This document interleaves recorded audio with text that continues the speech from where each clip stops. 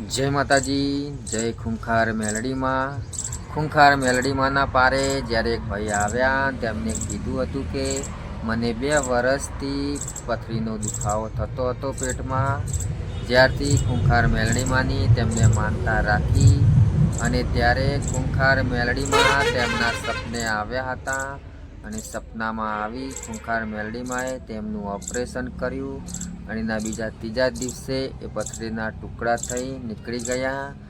જો માતાજી પ્રત્યે તમને વિશ્વાસ હોય તો તમારા કામ થાય છે, અવશ્ય થાય।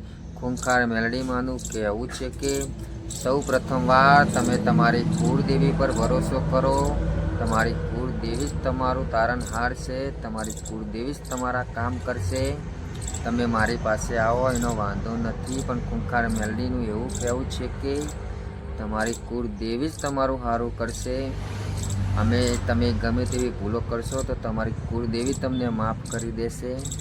એટલે તમારી કુળદેવીનો તમારે ઘરે દીવો કરો યા તો અગરબત્તી કરો, પણ તમારે કુળદેવી પ્રત્યે વિશ્વાસ હોવો જોઈએ।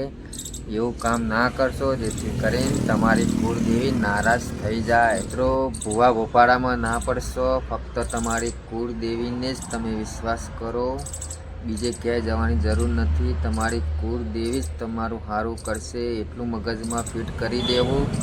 અને હા, તમે બીજી જગ્યાએ કદાચ જો બીજી માતા તમારું કંઈક કામ કરવા તૈયાર થઈ જાય, પણ જો તમારી કુળદેવી તમારાથી નારાજ હશે તો પહેલાં એ માતા તમારી કુળદેવીને મનાવશે અને ત્યારે તમારું કામ કરશે।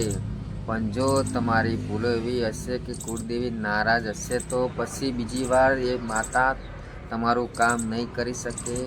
એટલા માટે કહું છું, હજુય એવું કામ ના કરશો જેથી કરીને તમારી કુળદેવી નારાજ થઈ જાય।